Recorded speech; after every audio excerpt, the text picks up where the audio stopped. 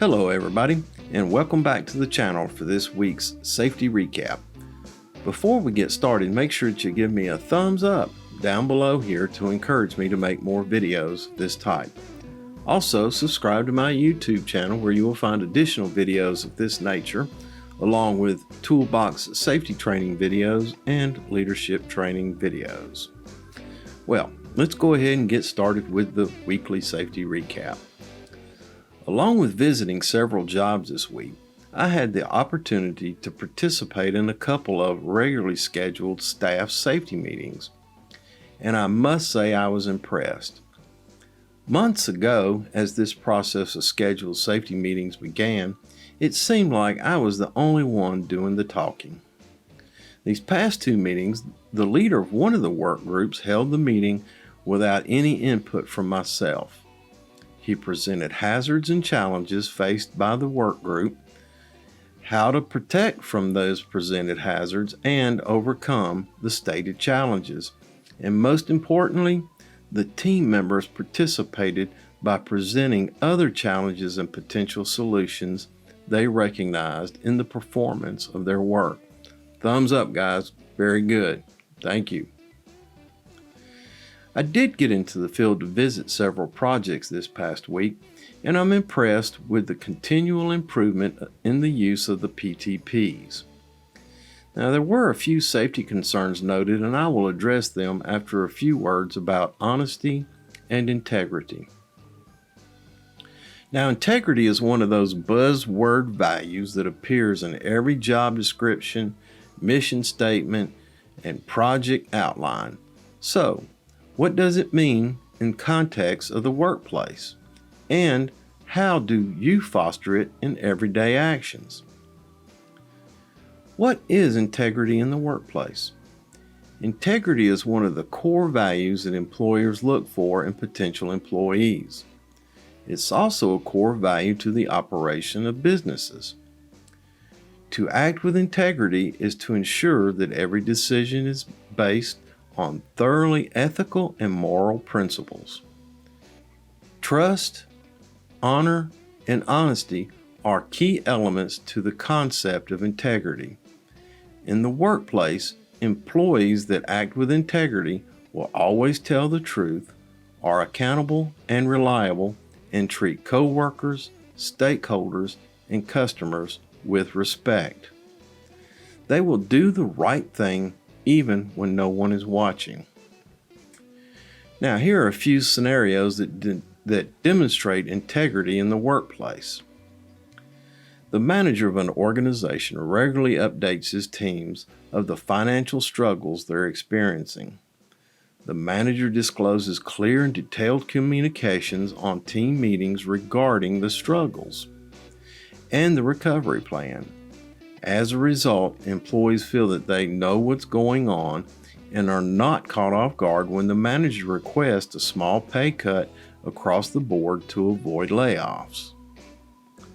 Here's another scenario. Two employees are talking about another employee's inability to complete tasks.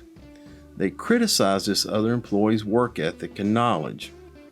Another employee overhears this conversation and interrupts. He asked if they've informed their colleague that they feel this way.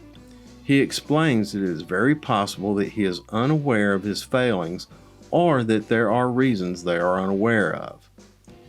He explains that it would be far fairer and more effective to discuss these issues with their colleague, not behind his back. They all discuss the issues with the underperforming employee and come up with strategies for him to improve.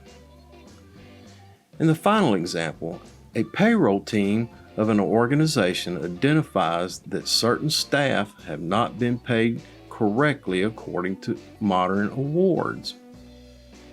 After an investigation, they approach their finance and HR leaders and decide to procure a software package that ensures their rostering, timesheets, and payroll comply with current laws. A notice and an apology is sent out to all affected employees with an explanation of the issue and the action plans for its resolution. In both these scenarios, honesty and trust underpin the correct solution. The staff in the first scenario wouldn't have understood the pay cut or the second scenario's employee his failings if their colleagues were not honest and respectful. Now, why it is important. In the workplace, integrity is one of the key foundations for ethical behavior and accountability. It is one of the basic essentials for business in general. No one wants to involve themselves with a business that cheats and deceits its customers, and employees have no desire to work for CEOs that are insincere and fraudulent. Hence, integrity is somewhat of a given for business. Workplaces that are built on integrity thrive. Their employees are dedicated, their customers are satisfied, and their profit margins are solid. How can you encourage integrity in your workplace? Despite being an absolute essential element of good business, integrity is difficult to foster. The Harvard Business Review explains that there exist two primary hurdles to integrity. First is the innately human ability to rationalize behavior. Despite our knowledge that we should always do the right thing, humans have an inbuilt ability to justify their behavior when they do the wrong thing. For example, researchers found that although the majority of high school students define cheating as wrong, 95% of them have cheated in one way or another. However, they justified this cheating as no big deal or not really cheating. The second roadblock to integrity is the non-fixed definition of what it means. Not everyone envisions integrity the same. So, how do you overcome these roadblocks to ensure integrity underpins processes in your workplace? Here are a few tips. Clearly outline what integrity means in your workplace. Let your team know exactly what you expect from them in terms of honesty and transparency.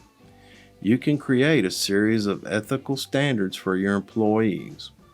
Now, relying on rules alone will not be enough. However, it is a great starting point. Also, encourage an open and transparent environment where team members feel they can freely discuss issues without punishment. It can be beneficial to set aside some time to directly discuss integrity in the context of your specific workplace. In a team meeting, you could outline some scenarios and ask your team to come up with solutions. This forces considered deliberation of how to act with integrity and will encourage employees to pursue this line of thinking in their everyday actions. Set regularly integrity self-assessments. In these assessments, employees will have to provide feedback on how they view their actions in the past few weeks or months. It might not be necessary to collect these assessments. They are used as tools for self-reflection, forcing employees to reflect on and consider the way in which they conduct themselves at work. Leading by example is key. You should practice every action that you preach.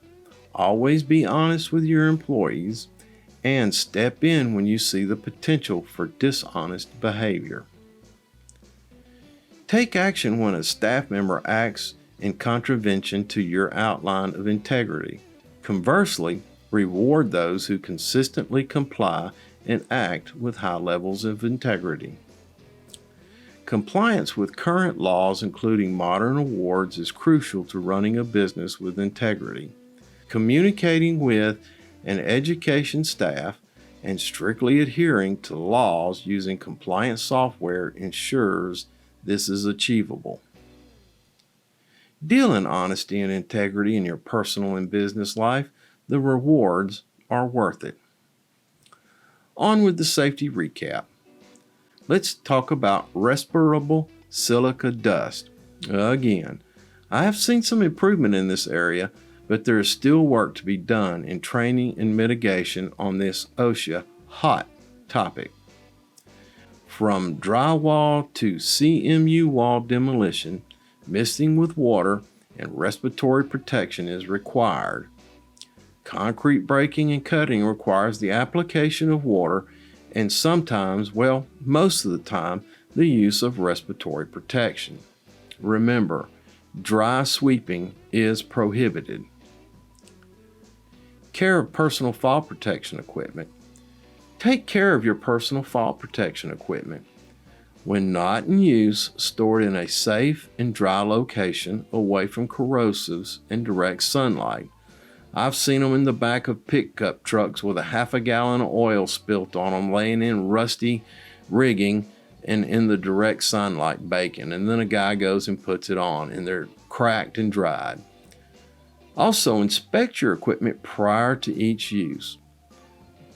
Don't, as I saw the other day, drag the equipment on the ground in the dirt. The dirt will get into the webbing and it cuts and deteriorates the webbing. And finally, the PTPs. As I've stated for the past couple of weeks, improvements have been made in the completion of the PTPs. But let's remember to involve our team members in the process, and let's be sure to review the PTP prior to the commencement of work.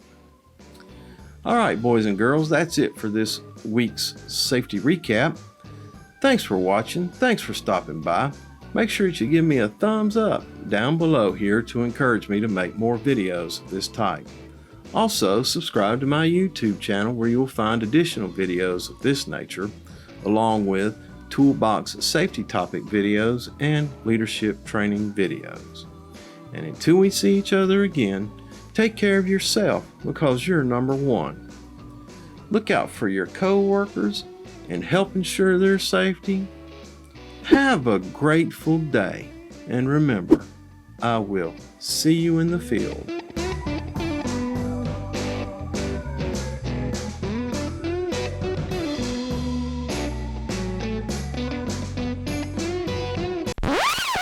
All right, take two, actually take three, a weekly safety recap. I've had several people come in and they got to talk and, just stuff going on. So it's 6:30. Maybe I can get this thing done by 8:30 or 9 o'clock tonight and get out here and get some rest. But anyway, let's go ahead and get started.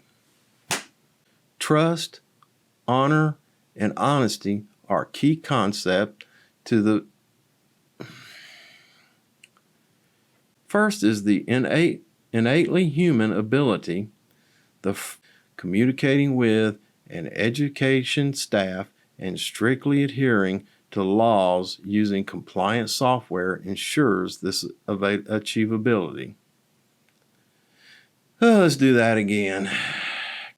Let's talk about respirable silica dust again. Now, let's do that again. From drywall to